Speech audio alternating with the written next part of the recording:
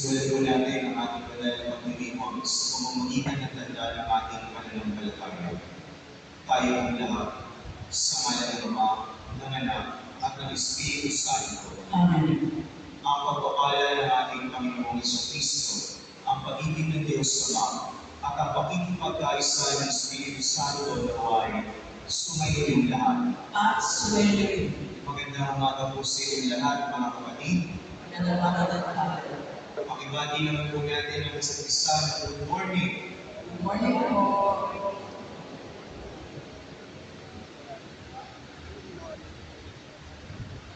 Mga kapatid, sa araw na ito ay ating pinagdiriwang ang dakilang kapistahan ng Epifania o pagpapakita ng Panginoon sa lahat ng mga bansa.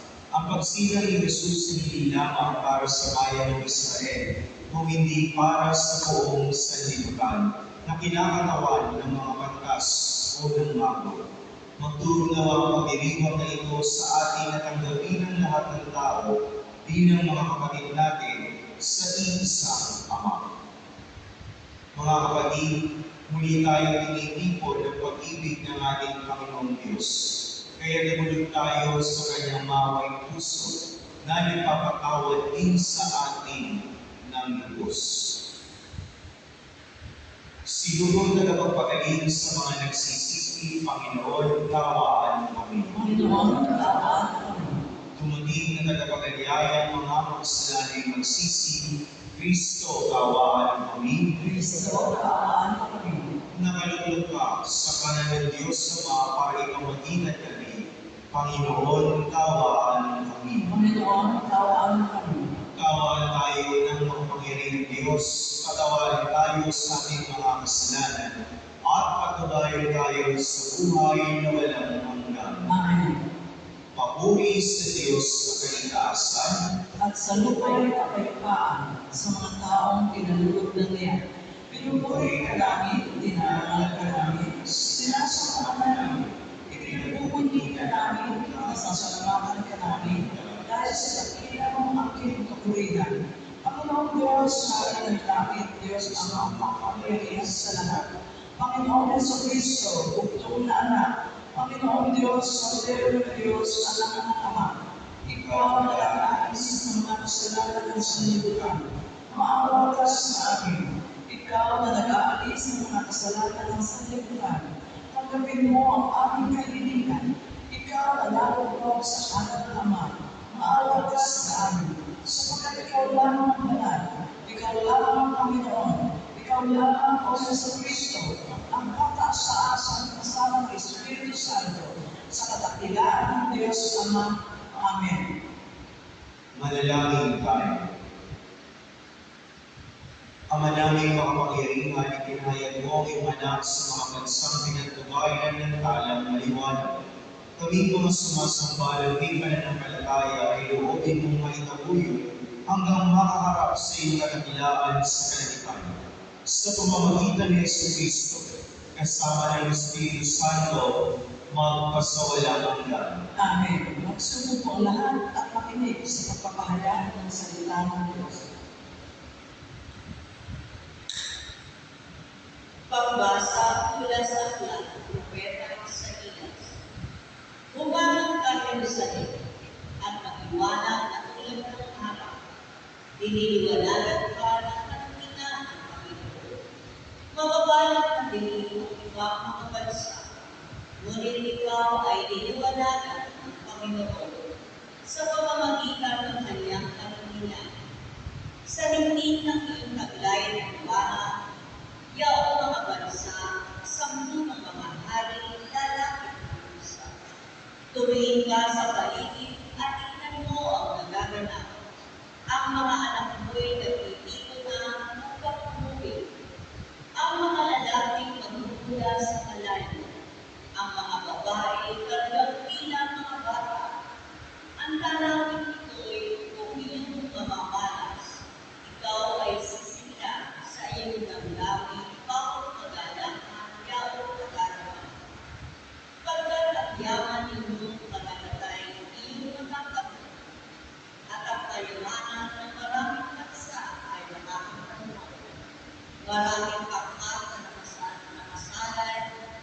Medyo ang darating mula sa Kanyan at Eva. Sa Seba naman darating sila ng mga kulay na mga ginto at kamamyan. Ihahaya ng mga tao ang magandang balita tungkol sa ginawa ng Diyos. Ang salita ng Diyos. Salamat sa Diyos.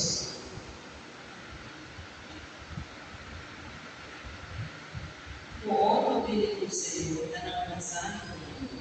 Poong maglilingkod sa iyo, tanang bansa nitong mundo. Ano yung maring tumatol ng pagdiran? Sa taglay ng panalo mga mucho siya'y pamaginan. Upang siya'y itapat mamahala sa iyong bansa. At pati sa mahirap, maging tapat siyang tunay. Poong maglilingkod sa iyo, tanang bansa nitong mundo. Yung buhay niyo tutuloy sa kanyang kapalakunan. Padaman ang bansa niya at mulan kapag-buhay. Yung kanyang kahalagan ay trabaho at gawa. Mula sa ilog ng Bates, sa daigdig ay kapala. Poong maglilingkod sa iyo, parang bansa nitong mundo. Mga hari nasa dulo at naroon sa Espanya. Pagkahatog ng kaloob, ihahain din sa kanya. Pati ang mga hari ng Arabia at Ethiopia, may mga matungkit taglay nila ang alaala. Ang lahat ng mga hari paggalang sa kanya. Mga basay ang tuwid paglilipod at dito.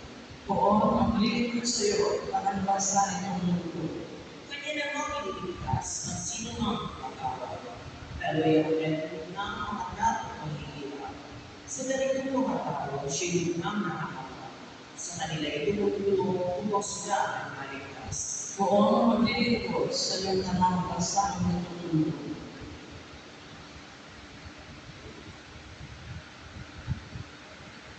Pagbasa mula sa sulat ng Apostol San Pablo sa mga taga-Efeso.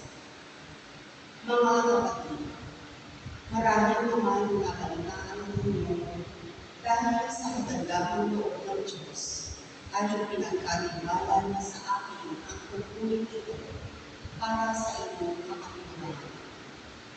Pinagayag sa akin ng Diyos ang kanyang hihig na katiwala. Ang ibang ito ay hindi inaalam sa mga tao noong mga nakaraang panahon. Ngunit inihiyag ito ng Diyos sa pamamagitan ng Espiritu, sa kanyang mga banal na apostol at mga propeta.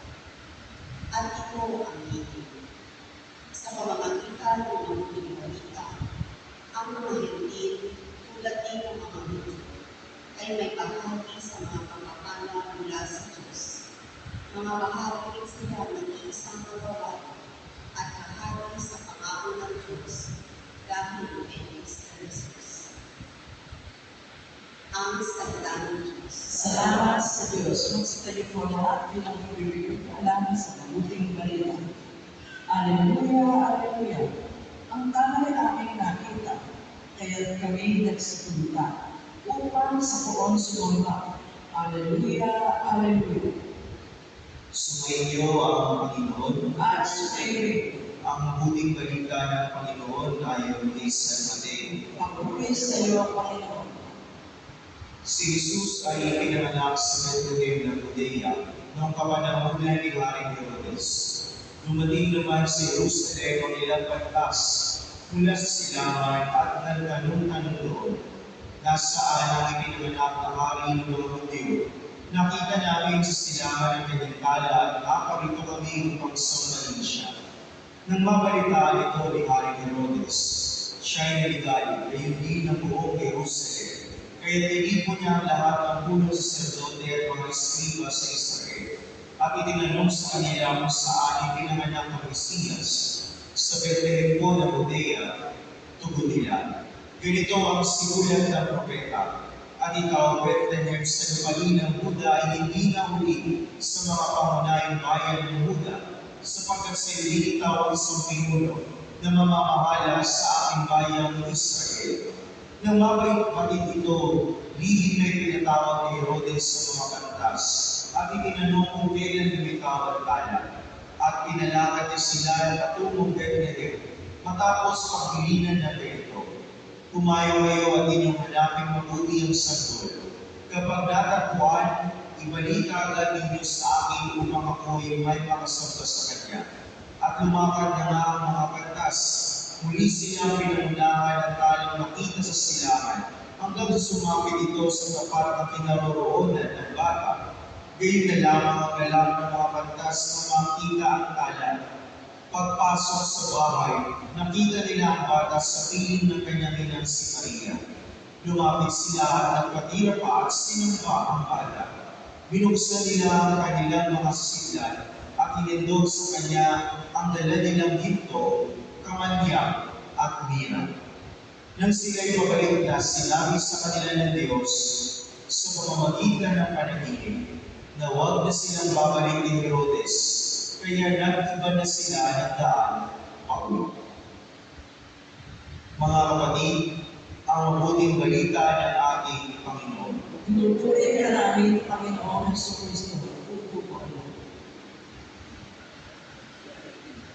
Bago po tayo dumako sa ating pagninilay, nakaugalian po ng simbahan na tuwing sasabi po dakilang kamustahan ng pagpapakita ng Panginoon, pagkatapos pong ipahayag ang Ebanghelyo, inihahayag po ng pari o ng diakono ang mga peksa ng mga Pasko ng muling pagkabuhay at ang iba pang kamustahan sa kalendaryo ng simbahan. Makinig po tayo mabuti. Ito po ang mga importanteng peksa na dapat natin tandaan. Mga minamahal ng kapatid ni Kristo, sa pagsilang ni Kristo ay narinig sa ating dakilang pag-ibig ng Diyos. Sa daloy ng oras at panahon, ating ipagdiriwang ang mga misteryo ng ating kaligtasan. Ang Miyerkules Kangako o Ash Wednesday mo, na siyang simula ng 40 araw ng paghahanda sa Pasko, ay pagdiriwang po natin sa ika-14 ng Pebrero, February 14. Gugunitain naman natin po ang pagpapakasakit, pagkamatay, at muling pagkabuhay ng ating Panginoon. Huwebes Santo, Biyernes Santo, hanggang sa muling pagkabuhay o Easter Vigil. Mula sa pagtatakip siling ng ika-28 hanggang ika-31 araw ng April, April 28 hanggang April 31. Ang pag-akyat sa langit ng Panginoon ay gugunitain naman po sa ika-12 araw ng Mayo. Ascension of the Lord, May 12. Ang dakilang kapistahan ng Pentecostes naman ay sa pagtatapos ng panahon ng Pasko na ipagdiriwang po sa ika-19 ng Mayo, May 19. Ang dakilang kapistahan ng katawan at dugo ni Kristo ay ipagdiriwang naman po natin sa ika-2 araw ng Hulyo, Solemnity of Corpus Christi, June 2. At ipapanibago ang panahong liturhikal sa unang araw ng Disyembre. Ang first Sunday po ng Advent ay mangyayari po sa December 1. Ito po ang mga importanteng kapistahan ng ating Panginoong Jesucristo, na siyang kahapon, ngayon at bukas, ang Panginoon ng panahon at kasaysayan, walang hanggang papuri, magpakailanman. Amen. Yan po ang mga importanteng kapistahan ng ating mananampalataya. Amen po ba tayo doon? Amen. Palakpakan po natin ang ating Panginoon. Muli, mga minamahal ng kapatid ni Kristo, isang magandang kabiyayang umaga po sa ating lahat. Good morning! Good morning. Alam po ninyo, mga kapatid, tayo pa rin po ay nasa panahon ng Kapaskuhan. At isa po sa magagandang prinsipyo na lagi po natin ilagay o ikintal sa ating kaisipan, hanggang kay Sabsakan o Belen sa Santuario, tayo po ay valid magbatian ng Merry Christmas. Kaya pakibati po ang inyong mga katabi ng Merry Christmas. Merry Christmas. Hindi pa ko sipot ka doon. Pag nakita ko kayo ng inaanak na pwede pa ko silang mamasok sa iyo. Biro lamang po. Dahil nabanggit ko po na tayo pa rin po ay nasa panahon ng Kapaskuhan, hindi po natin may tatanggi mga kapatid na lubhang mahimunin ang pagdiriwang ng mga Pilipino ng Kapaskuhan. Amen po ba tayo doon? Bukod po sa mga palamati, dekorasyon, at kaya tuwing sasapit ang Kapaskuhan, isa po sa mga bagay na inaabangan ng mga Pilipino ay ang bituing maningning o mga bituing maghihinging sa mga pelikula ipapalabas sa Metro Manila Film Festival. Naalala ko doon nung mga bata pa kami magkakapatid, ang mga magulang ko po ay matyagang naghihintay at nagpupuyat para po sa declaration kung sino po yung mga mananalo sa awards night ng Metro Manila Film Festival. Ang ibig ko po sabihin, yung mga kikilalanin at bibigyan ko ng pagkilala bilang mga Best Supporting Actor, Best Supporting Actress, Best Actress, at Best Actor.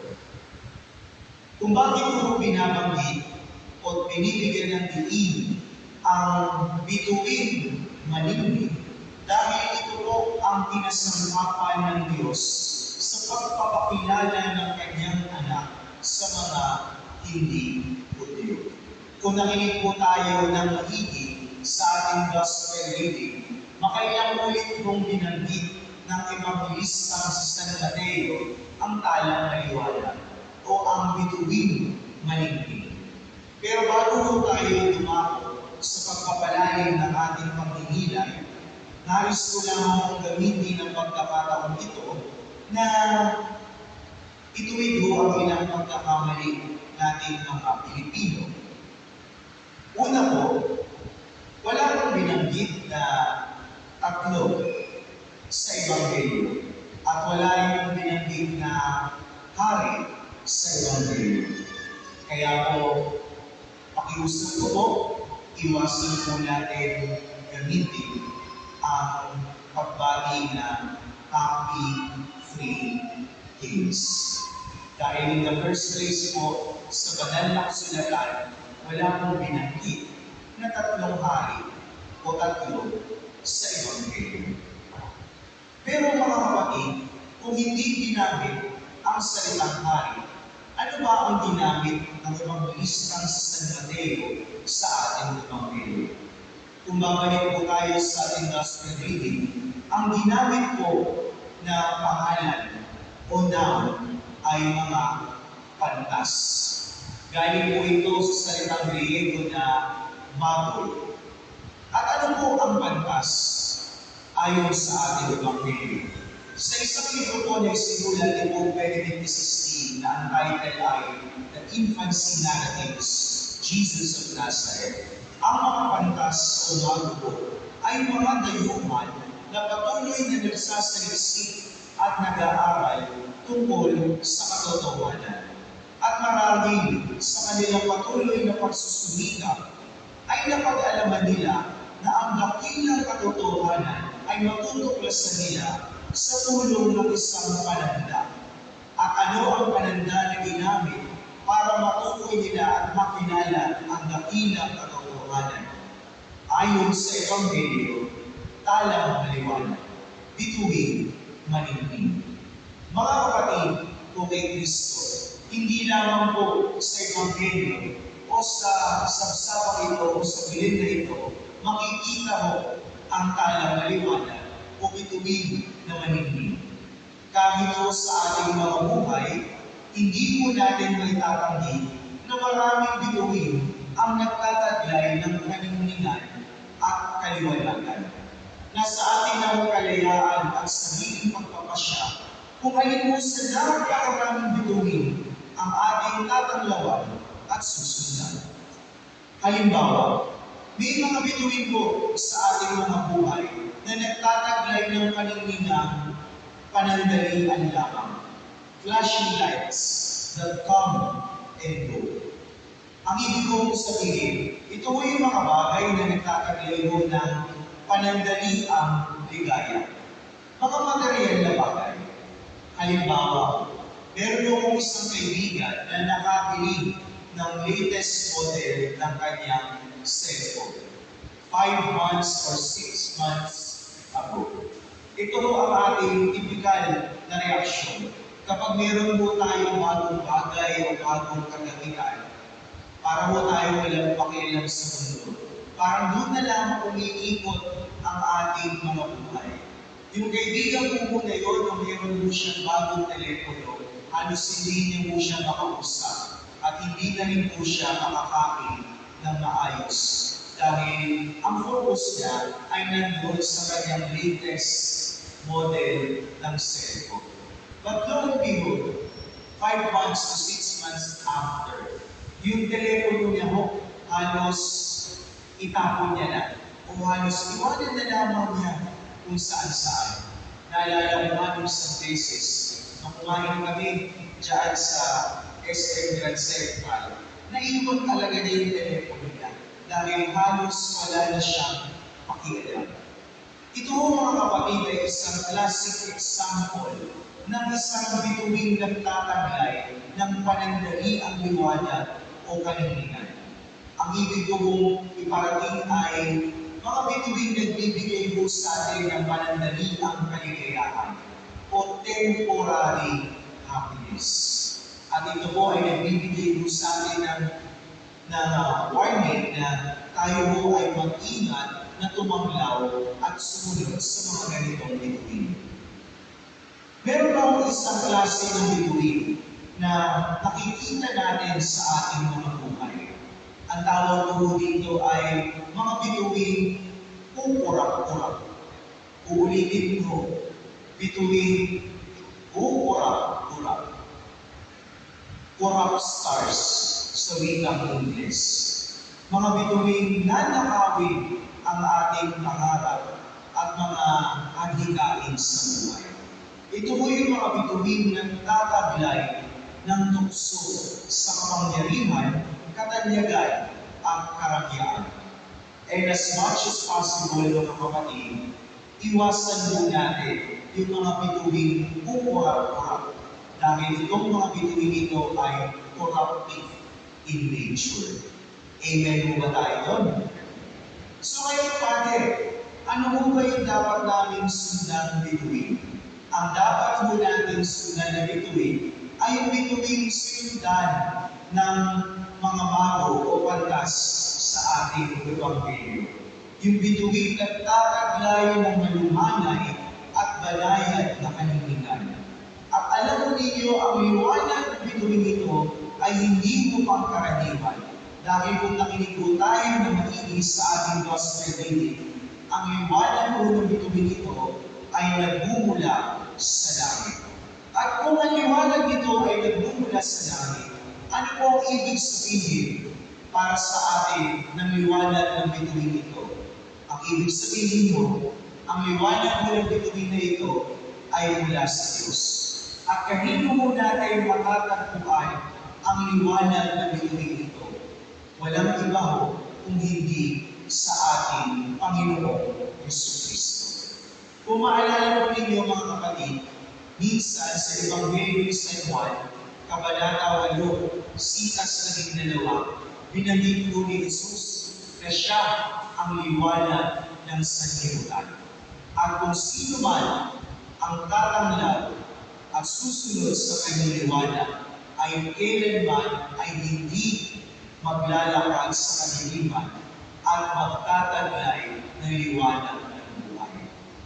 Gusto mo ba ninyong masusungan ang liwanag ni Jesus? Kumalakpak na po yung gusto ng liwanag ni Jesus. At kung gusto natin ang liwanag ni Jesus, sundan mo natin ang ginawa ng mga pantas o bago sa ating Ebanghelyo. Kaya nga ho sa aking palagay, sa aking palagay lamang ko, ang mga unang nakaranas ng liwanag na dulot ni Jesus ay ang kanyang mga naging panahuhin sa araw ng kanyang pagsilang. Kung maalala po ninyo mga kapatid, meron po tayong dalawang gospel accounts tungkol mo sa pagsilang ni Jesus. Ang una pong gospel account ay yung binasa mo natin noong Bisperas ng Kapaskuhan. Yung Vigil Mass on the Christmas Eve. At sino daw po yung unang naging panauhin ni Jesus sa kanyang pagsilang? Ayon po sa Ebanghelyo ni San Lucas, ang kanyang unang mga naging panauhin ay ang mga pastor. Kaya nga kung pagkatapos nilang makita si Jesus, meron po silang hindi matatawarang ligaya o galak. Yung ikalawa at uli na nakatanggap ng liwanag ni Jesus at nakagalakan ayon sa Ebanghelyo matapos masilayan ang batang sanggol o ang batang Jesus ay ang mga mago o pantas. Kaya kung gusto natin maliwanagan, gusto natin ng galak na kagalakan sa ating mga buhay, sundan po natin ang halimbawa ng mga mago. Pero mga kapatid, at tanong, paano natin makahanap ang bituing malumanay at malayad ang kaninginan? Mga kapatid, ang sikreto po ay matatagpuan natin sa pagkilos ng mga mago at pantas. Kailangan mo natin patuloy na gumalaw. We should be always on the move. Kung maalala po natin mga kapatid, natanaw sa silangan ng mga pantas o mago ang bituing maningning. Pero hindi po sila nakontento na makita lamang ito sa silangan. Sila po ay umilos patungo sa bayan ng Buda at hinanap po ito. Alalahanin natin mga kapatid na pagdating po sa Kristiyanong pamumuhay, dapat po natin tandaan na dapat tayo ay patuloy na kumikilos. Dapat patuloy po tayo maglakbay. Ito po yung dahilan kung bakit po tinatawag ng Katekismo ng Catholic Church ang simbahang naglalakbay sa lupa bilang Pilgrim Church. Dahil tayo ay patuloy na kumikilos at naglalakbay. Hindi po sapat mga kapatid na magandahan mo tayo sa piling o sa sabang sinilangan ng ating Panginoong Hesus. Hindi mo sapat na magandahan tayo sa narinig nating kwento ng pagsilang ng ating Panginoong Hesus. Tulad mo ng mga mago, kailangan mo ay patuloy mo tayo kumilos at patuloy mo tayo maglakbay. Remember mga kapatid, na ang ating Diyos na sinusundan at sinasamba ay Diyos ng pagkilos, a God of movement. Kung ang Diyos ay Diyos ng pagkilos, dapat ang mga sumusunod sa Kanya ay mga tagasunod din ng pagkilos. People on the move. Kaya nga bilang pagbumakas, nais ko pong iwanan ang ilang mga katanungan ito bilang paghihinay, bilang paghahandahon sa darating na dakilang kapistahan ng pagbibigyan ng ating Panginoong Hesus na magaganap din mo bukas. Pero ang anyaya ko po ay gamitin po natin ang buong linggo para pagnilayan ang ating pananampalataya. Ang unang tanong po ay ganito, paano kaya natin mapapalalim ang ating pananampalataya ngayong taong 2024? Ikalawa, ano-ano kaya ang mga movements o pagkilos na maaari natin gawin upang masundan natin ang malumanay at banayad na bituin ng ating Panginoong Hesus? Reminder po mga kapatid, gamitin po natin ang buong linggo na ito upang pagnilayan ang mga bagay na ito. Panahon po ngayon ng paglikha ng mga strategic plan.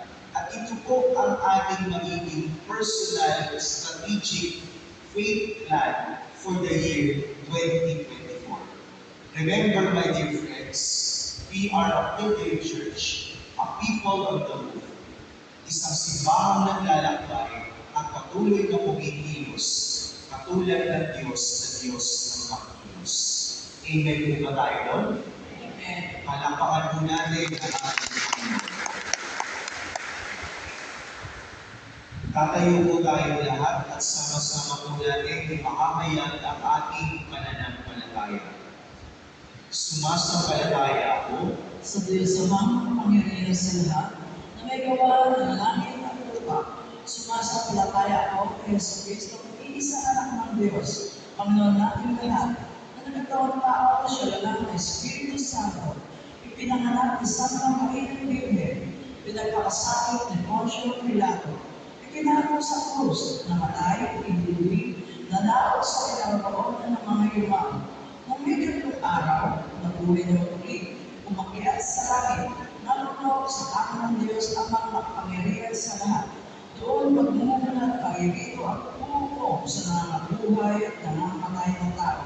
Sumasampalataya naman ako sa Diyos Espiritu Santo, sa banal na simbahang Katolika, sa kasamahan ng mga banal, sa kapatawaran ng mga kasalanan, sa pagkabuhay na muli na nangangamatay na tao, at sa buhay na walang hanggan. Amen. Manalangin tayo sa amaan ng matagpuan natin si Jesus sa bawat yugto ng ating buhay at maibahagi siya sa lahat ng dako ng daigdig. Sa bawat panalangin ng ating inutugon, Panginoon ng liwanag, dinggin mo ang aming panalangin. Panginoon ng liwanag, dinggin mo ang aming panalangin. Para sa simbahang Katoliko, gabayan nawa niya ang kanyang mga anak at maangatid ang lahat sa liwanag ng Kristo. Manalangin tayo. Panginoon ng liwanag, dinggin mo ang aming panalangin. Para sa mga namumuno sa pamahalaan, akayin nawa nila ang lahat ng tao sa katatagan mo, O Diyos, sa kabila ng nakakaiba ng mga lahi at kultura. Manalangin tayo. Panginoon ng liwanag, dinggin mo ang aming panalangin. Para sa mga natulog sa pagkakasalan at kawalan ng pag-asa, makita nawa nila ang ilaw ng kaligtasan at mamuhay sa taglay ng iyong liwanag. Manalangin tayo. Panginoon ng liwanag, dinggin mo ang aming panalangin. Para sa mga hindi sumasampalataya kay Kristo, makita nawa nila ang Diyos naming mapagmamahal sa mga mabuti nilang gawa upang mabuhay silang taglay ang liwanag ng kaligtasan. Manalangin tayo. Panginoon ng liwanag, dinggin mo ang aming panalangin.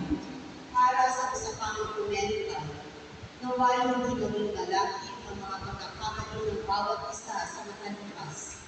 Tungo sa higit na paggalang sa pagkakatwalpa ng mananampalataya at pagsamba sa Diyos. Manalangin tayo. Panginoon ng liwanag, dinggin mo ang aming panalangin. Ama ng liwanag, gabayan mo ang aming paglalakbay sa liwanag ng liwanag upang makapiling ka namin sa iyong maluwalhatian sa langit, sa walang hanggan. Amen. Magsubok mo lahat para sa pag-aaral.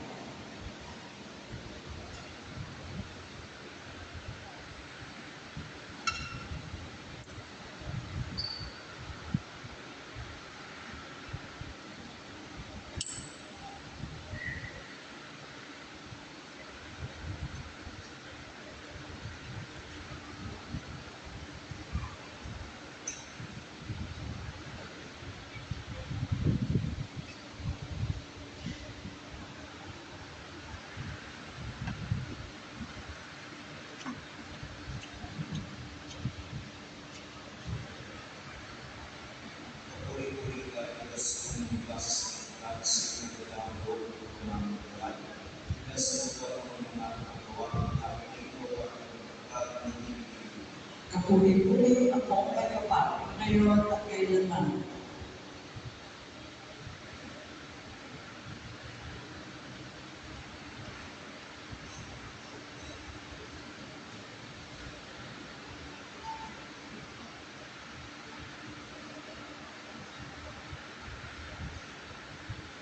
Puri-puri ka Diyos ng bukas at sa kanilang loob ng buhay.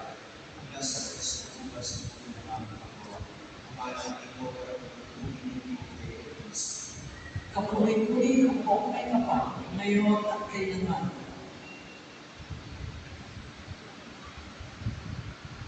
Magsitayo na po lang. Manalangin tayo mga kapatid ng mga ating paglalangin ay kalimtan ng Diyos sa pagmamagyarihan. Tanggapin nawa ng Panginoon, ito palahain sa iyong mga kamay, sa kapurihan niya at kaaralan, sa ating kapanginabangan at sa buong sabayanan niyang mga. Ama namin na may kaatubayan mo mga alay ng sa bayanan na hindi naging bira at insekso at pinatagyan, kundi ang inilalarawan ng hinahangin at pinagsasaluhan sa Yesu Cristo, kasama mo ang Espiritu Santo, magpasawalang hanggan. Amen. Sumainyo ang Panginoon, At suwayo rin, itaas sa Diyos sa inyong puso at diwa. itinaas na natin sa Panginoon. Pasalamatan natin ang Panginoong ating Diyos. Marapat siya sa lamatan. Manaming mga pangkilingan, tuloy ng marapat na ikaw ay aming pasalamatan sa pamamagitan ni Yesu Cristo na aming Panginoon. Sa katahuan ng iyong sinugong Mesiyas na kayo sa aming katuparan ng lumalang, ngayon ay iyong pinakikita sa tanang liwanag at tumatanlaw sa sangkatauhan. Sa pagpapakayat ng anak mong inigil, na siya ay hindi naiiwas sa amin, pinarapat mo sa pagkatao namin at hindi ng kariktaan at kakilaan ng ibang mga amin. Kaya kaisa ay mga anghel na nagsisiawit na papuri sa iyo nang walang magpalis sa kalagyan. Kami nagpupundi sa iyong kadakilaan. Santo, Santo, Santo Panginoong Diyos ng mga hukbo, napupuno ang langit at lupa ng kadakilaan mo. Masala sa kaitaasan, pinagpala ang paririto sa araw ng Panginoon. Masala sa kaitaasan, lulul ko alam. Ama namin banal, ikaw ang bukal ng kanang kabanalan. Kaya sa pamamagitan ng iyong Espiritu, gawin mong banal ang kaloob nito, upang para sa amin ay maging katawan at dugo ng aming Panginoong Yesu Cristo. Bago niya pinag-iis ang pusang loob na maging handog, hinawakan niya ang tinapay, pinasalamatan niya. Pinaghati-hati niya yun at iniabot sa kanyang mga alagad at sinabi, tanggapin ninyong lahat ito at kanin. Ito ang aking katawan na ihahandog para sa inyo.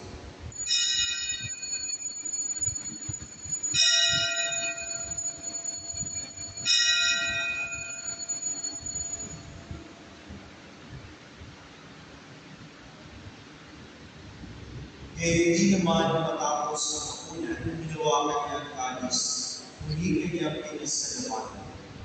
Iniabot niya ang kalis sa kanyang mga alagad at sinabi, tanggapin ninyong lahat ito at inumin. Ito ang kalis ng aking dugo, ng bago at walang hanggang tipan. Ang aking dugo ay gugugos para sa inyo at para sa lahat, sa ipagpapatawad ng mga kasalanan. Gawin ninyo ito sa pag-alala sa akin.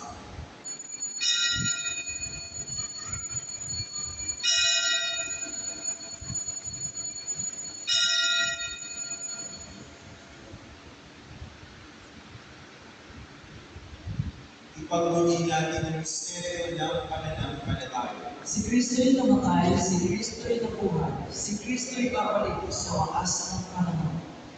Ama, ginagawa namin ngayon ang pag-alala sa pagkamatay at pagkabuhay ng iyong anak. Kaya inialay namin sa iyo, tinapay na nagbibigay buhay, at ang kalis na nagkakaloob ng kaligtasan. Kami nagpapasalamat na rin yung minarapat at tumayo sa harap mo, para maglingkod sa iyo. Isinasama namin kami magsali-sali sa katawaran ng ni Kristo ay mabuklod sa pagkakaisa sa pamamagitan ng Espiritu Santo. Ama, lingapin mo iyong simbang na dalag sa lutein. Pustusin mo kami sa pag-ibig kay San Francisco na ang Papa, ni Pablo Darillo na ang Obispo, ng tanang kaparian at ng iyong piniling sambayanan na natutipon ngayon sa iyong harapan. Alalahanin mo rin mga kapatid namin ng Hulay na may pag-asa sa may muling mabubuhay, gayon din ang lahat ng mga tumanin. Kawaan sila na pagiging sa iyong aling talaga. Kawaan mo at paging tapatin kaming lahat na makasalo sa iyong buhay na walang wakas. Kaysa na mahalapin ng Maria na Diyos. Kaysa na sa Jose na kabiyak ng kanyang puso. Kaysa ng mga apostol at ng lahat ng mga banal na na namulat dito sa daigdig ng kalibutulse, may pag-iwang nawa namin ng pagpupuri sa nararamdaman ko sa pamamagitan ng iyong anak na aming Panginoong Jesucristo. Sa pamamagitan ni Kristo, kasama niya sa Kanya, ang lahat ng parangal at papuri sa inyong Diyos o ang makapangyarihan, kasama ng Espiritu Santo, magpasawalang hanggan. Amen.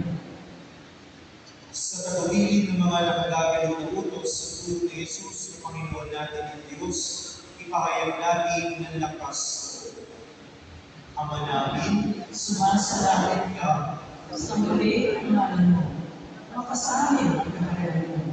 Sundin ang loob mo, dito sa lupa para lang sa langit.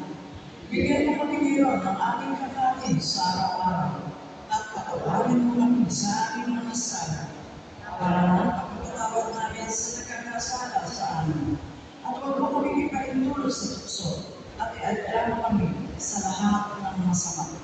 Hinihiling namin kumiyadya sa lahat ng sama, pagkalooban ng kapayapaan araw-araw, iligtas sa kasalanan ng Diyos sa lahat ng kapahamakan.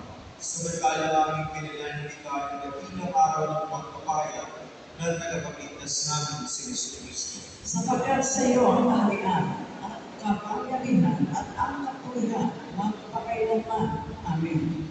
Panginoong Jesucristo, sinabi mo sa iyo mga apostol, kapayapaan iniiwan ko sa iyo, ang aking kapayapaan binibigay ko sa iyo. Dumayan mo ang aming pananampalataya, at huwag ang aming paulit-ulit at patuloy na pagkakasala. Pagkalooban mo kami ng kapayapaan at pagkakaisa ayon sa iyong kalooban, kasama ng Espiritu Santo magpasawalang hanggan. Amen. Ang kapayapaan ng Panginoon ay laging sumayin na lahat. Sumayin rin. Mga kapatid, nagbigay po tayo ng kapayapaan sa isa't isa. Espiritu. Kordero ng Diyos na nag-aalis ng mga kasalanan ng sanlibutan, maawa ka sa amin. Kordero ng Diyos na nag-aalis ng mga kasalanan ng sanlibutan, maawa ka sa amin. Kordero ng Diyos na nag-aalis ng kasalanan ng sanlibutan, ipagkaloob mo sa amin ang kapayapaan. Magsilod po.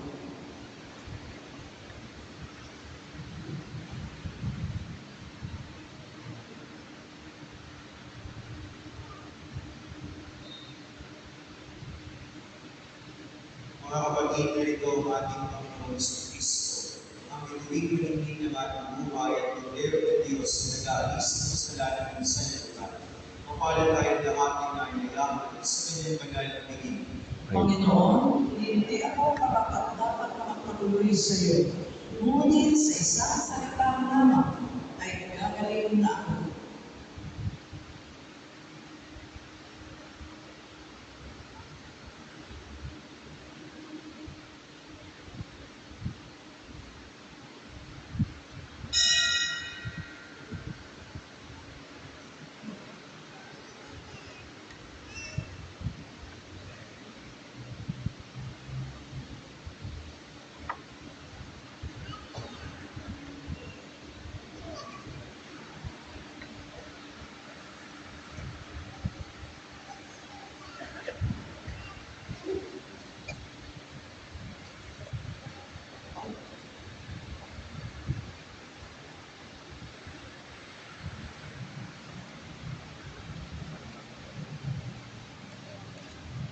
Nakita namin na tanaw sa silangan.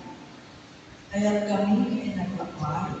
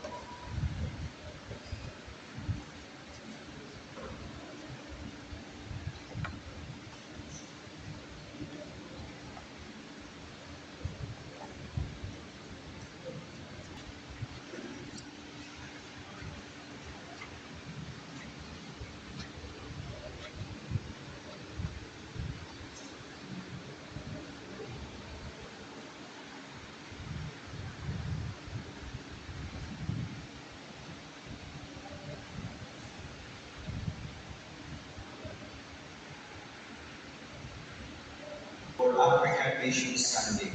Kaugnay po nito, magkakaroon po tayo ng special collection para sa missionary apostolate sa simbahan sa Africa. Bukas po, January 8, ipagdiriwang natin ang kapistahan ng pagbibinyag ng Panginoon. Ang huling araw ng Kapaskuhan, ang lahat po ay inaanyayahan ng makiisa sa ating banal na misa sa 6 p.m.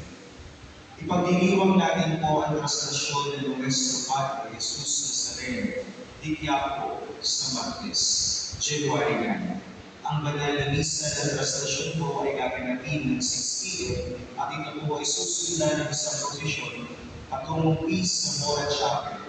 Inaanyayahan po ang lahat at inaasahan po magdala ng kanya-kanyang kaibigan. Tayo po ay nagpapasalamat sa mga nakiisa sa ating muling paglulunsad ng Pangwebes na pagdedebosyon kay San Roque. Makikita po natin sa ating mga TV monitors ang ilan sa mga larawan mula ng nakaraang January 4.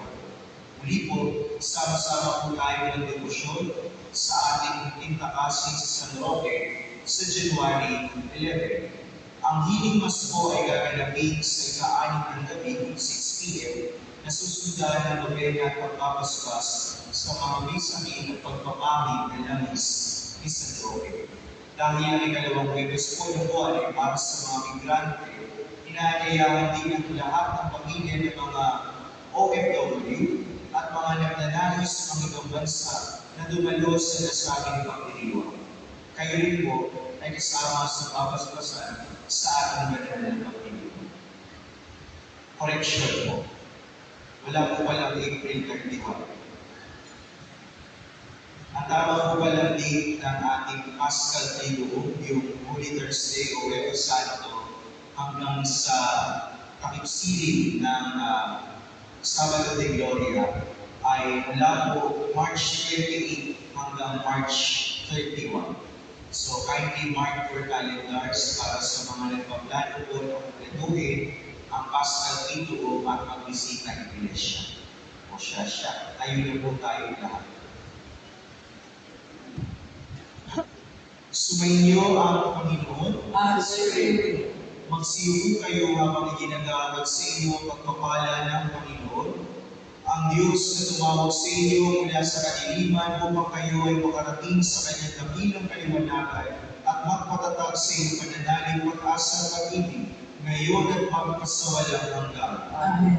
At pagpalain kayo lahat kasama na rin ang inyong buong pamilya ng ating makapangyarihan at tumihing Diyos, Ama, Anak, at Espiritu Santo. Amen. Naialay na po natin ang banal na misa. Umayo po tayo at tanglawan ang bituing maningning ng ating Panginoong Jesucristo. Salamat sa Diyos.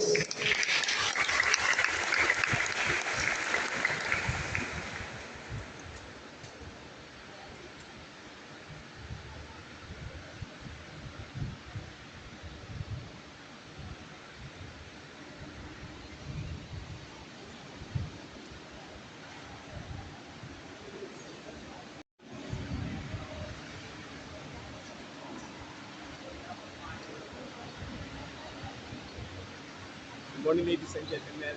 Please subscribe my YouTube channel, Kak TV, Thank you and God bless.